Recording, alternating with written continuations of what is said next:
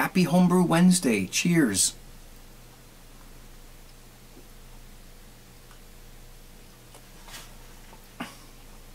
Oh yeah, that's a good one. You know what this is, you know? Something like one of the Cooper's beers I haven't done in a while, because I never used to really like it that much. Somebody asked me what my favorite Cooper's beer kits are, and I don't know. I go from one to different one. It depends on what mood I'm in, and I don't always brew Cooper's. So, but this is a real ale. And I never used to like it very much because I found it to be a little bit, I don't know, fruity, kind of, I don't know, too kind of, I don't know what cidery or appley or something. I'm not sure what it was I didn't like about it, but so I never used to. Oh, I've got my bum shirt on. Hang on a second, I gotta take the bum shirt off or I'm gonna get teased. Just a minute.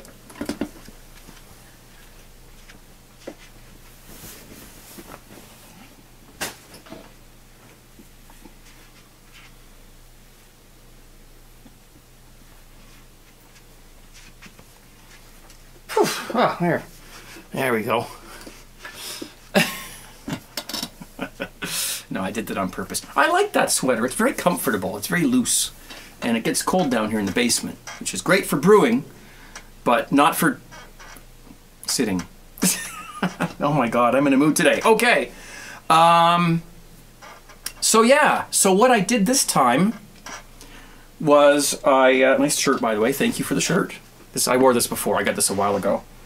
What I did was I brewed this Cooper's Real Ale with some US-05 yeast instead of the yeast that comes with the kit. I didn't do anything different than I normally do. Did my little 5 and 7 formula, 500 grams of dry malt extract, 700 grams of dextrose. It's the kind of the cheap man's sort of, you know, kit beer. It makes good beer. And but I used the US-05 yeast, and you know what? I really like this. I really like this beer. It's very it's not very complex. It's very smooth. It's very simple, very sessionable. And give it a whirl.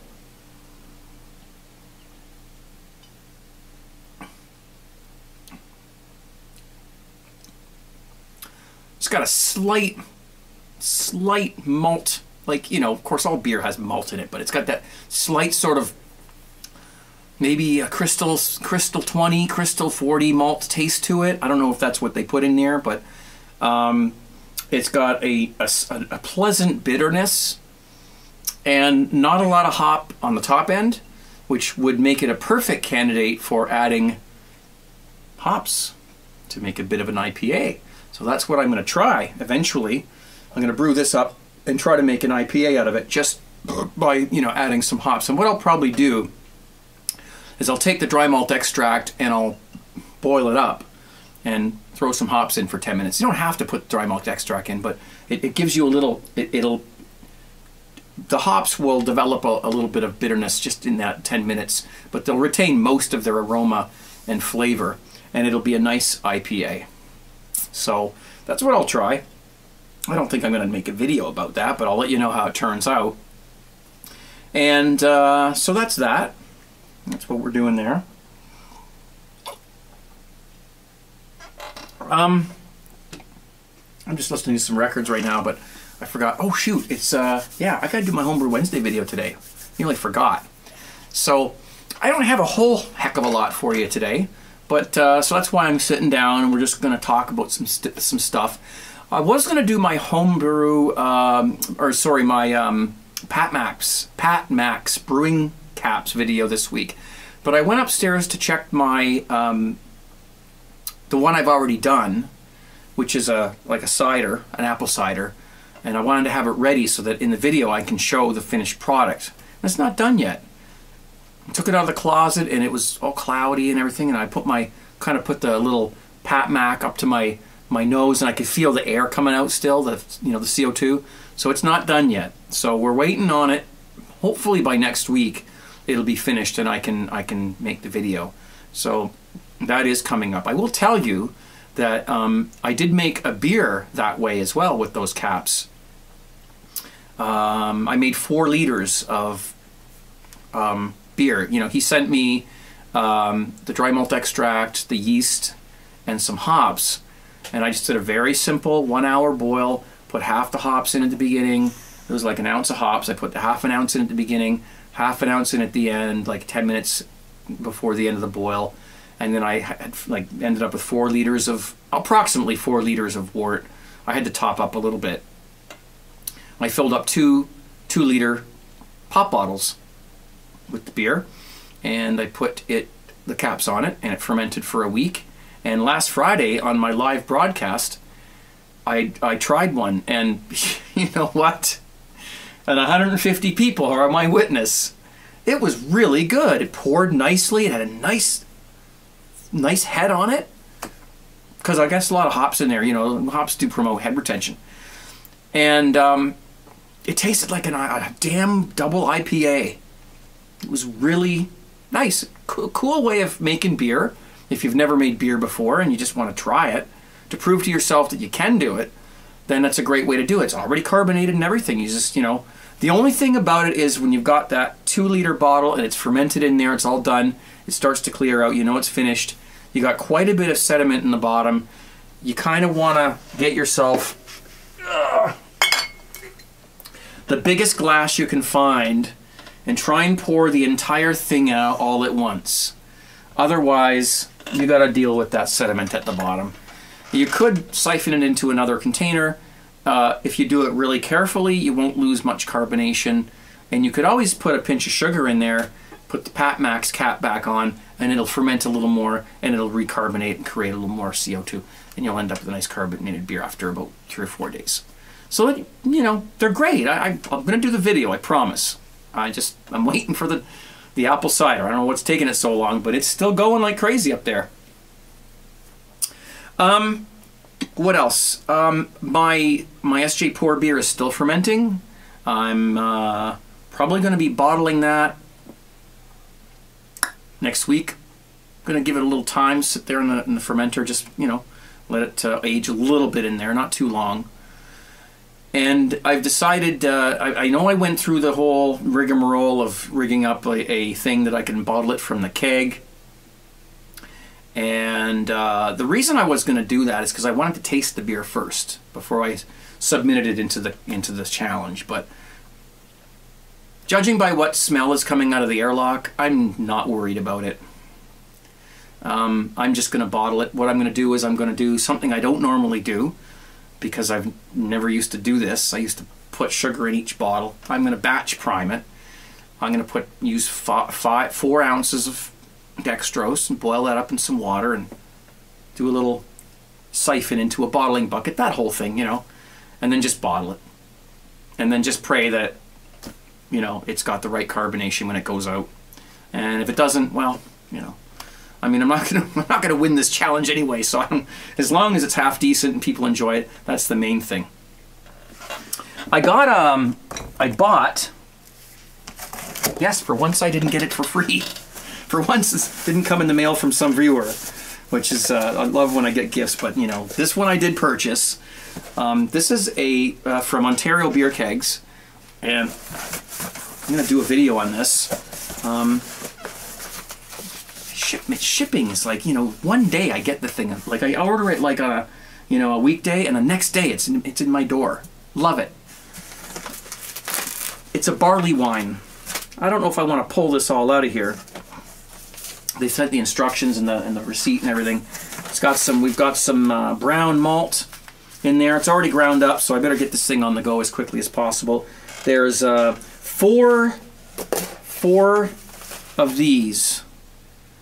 Liquid malt extract, gold liquid malt extract. 4 of these. These are each, what are they? 3 pounds. I wish they'd do it in liters. I wish they would do it in metric. I'm not going to complain, but I wish they would do metric, because it's a lot easier to use metric than it is to do pounds. And we do live in Canada, so.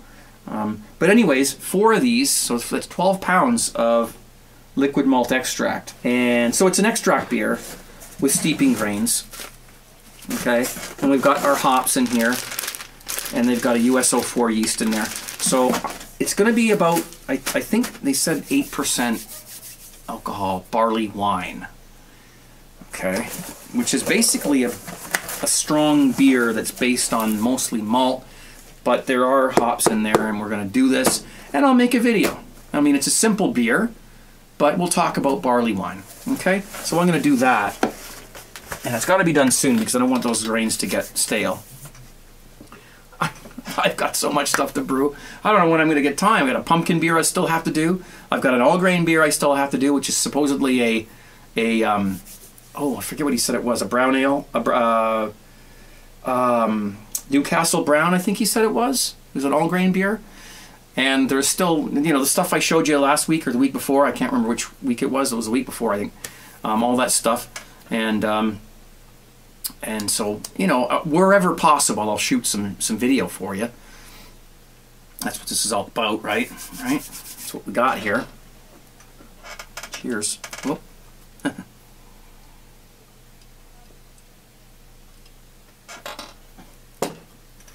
What else? Don't have much else really going on. I have a cider going. The cider is still happening, and I'm going to put it in a keg and I'm going to carbonate it. That's the one I showed you, the kit, the cider kit, and I'll let you know how that tastes.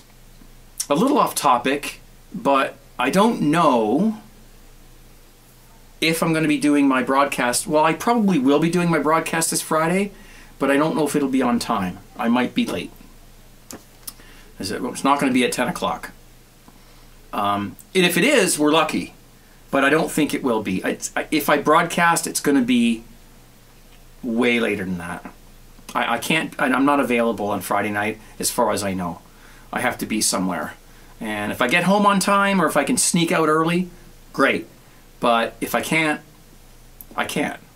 It's important. So if I do a broadcast, it'll start later in the night or even early in the morning maybe, and I'll just do a long broadcast through Saturday. I'm actually thinking of a couple things about my broadcast that I'd like to talk to you about, and if you're interested, I'm going to do a separate video on my Craig Talk channel, youtube.com/Craig Talk. Please subscribe if you're interested in sitting here listening to me gab about stuff. And that's going to be on that channel. I got a few concerns and things I want to talk about my broadcast on Friday. And if you are a viewer of that broadcast, you're going to want to watch the video so that you're informed and you know what's going on. I don't know. I've run out of things to say. What else have we got here? I haven't forgotten about this. This is a little beer kit that was sent to me. It's a stout. It was sent, and I haven't forgot about it. It's still here. The grains are not crushed, so I'm not concerned about it going bad, but this is going to be a 1 gallon test batch, and there's the hops, and the person who sent this to me is probably wondering, you know, what's going on. I haven't forgotten. I'm going to get around to all this stuff. There's an address on there. I got to hide it. I'm terrible at showing addresses. I'm going to get around to all this stuff. I'm a busy guy. Like, brewing is, you know, I do these Cooper's kits because they're fast. They're easy. And, you know, I can whip them off real quick. But I love doing the more complex ones because you get nice beer and you know what's in it. It's fun. But it just depends on when I get around to doing it. And people who normally, like the all-grain batch that was sent to me, he didn't crush the grains because I think he knows that it might be a little while before I get around, you know, a couple weeks or something before I get around to actually brewing it. So he knows that, and he knows I've got a grain mill, so I can do that myself and do it the day before or the day of, so that it's fresh and good. Oh, there was one more thing. One more thing, as Steve Jobs used to say, God rest his soul. Before I go, And that is that last week I talked about wort chillers and whatnot, a little bit of information there.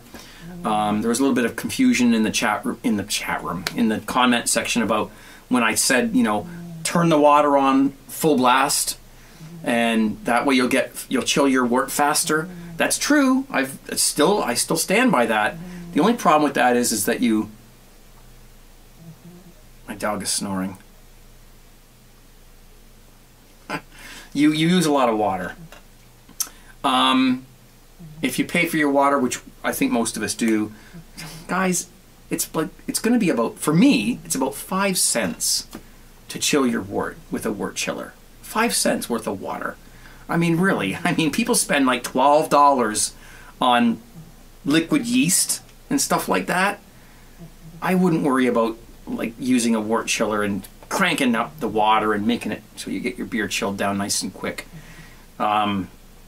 It's not going to cost you much, and it's definitely better to keep that chiller as cold as possible while you're chilling your wort, because it's going to chill faster. And the only way to do that is to crank up the water and run it full blast. Now, with different wort chillers, there's different instructions and different pressures. There's sort of a sweet spot for most wort chillers, I think. And, you know, if you can find that sweet spot where you just enough water going through it that it's nice and cold and it's keeping the chiller cold, but you're not wasting, you know, tons of water and just, you know, blowing it out the window. I know with mine, it's designed for kitchen taps. It's designed for full blast water pressure, and it works really well. So, however, with that said, I also mentioned briefly about no chill brewing, and I kind of poo-pooed it, you know, and I feel sort of bad because I did some research on it and looked it up, and I've realized that a lot of people do it. And basically what it is when you you finish boiling your wort, you put it into a container, which has to be a food safe container that can withstand high temperatures like boiling water, because you don't want plastic getting into your beer. And you put it in there, you put the little lid on, and you leave it overnight in there. It's all sterilized in there because the boiling wort is hot. You put the cap on, the steam and everything, it's all hot in there. No bacteria. Let it cool off overnight. The next day, you just pour it in, you put your yeast, and you're all set. I didn't realize it was that simple. And I apologize to anybody who does no chill brewing. It's a great idea if you want to do that. The only thing, and the reason why I still probably won't do it, is because the container you have it in, when you put your hot wort in there, that container has to be able to withstand the temperature of the wort when it's boiled, without giving off any flavors, carcinogens, or whatever plasticky tastes. And I don't have a container I don't believe I have a container that can withstand that. Maybe my fermenters can, I'm not sure.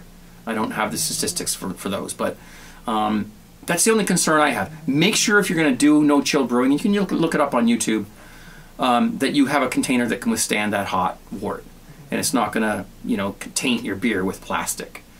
And if you got one of them, you're good to go. Put your hot wort in there, leave it overnight, leave it in the room temperature that you're going to be brewing it in, and then you open it up, pour it in your fermenter, and pitch your yeast. It's a great idea. I apologize for, you know, pushing it away.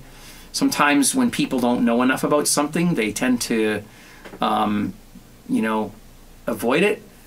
And I'm not any different than anybody else. But I'm willing to admit that I'm wrong, and I'm willing to do research and make sure that I don't give you guys false information. I do my best. So that's that. Well, guys, I think that's it for me for this Homebrew Wednesday. Go off, and I don't want to make it too long every single week. I know some of you guys like the longer ones, but some people don't. So I'm trying to balance things out. I don't even know how long this is. I can't see the timer, but cheers. I'm going to go back to my vinyl and my beer. And thanks for watching. And we'll see you Friday, but it's going to be later. Maybe Saturday morning or late Friday night, early in the wee hours. And please watch my Craig Talk video, the one I'm going to post. When it's posted, I'll put a link down below, or just subscribe to my Craig Talk channel, and you'll know when the video's up. A little bit of information about my live broadcast that you probably don't know yet. I know you don't, because I haven't told you yet. Thanks, guys. Cheers!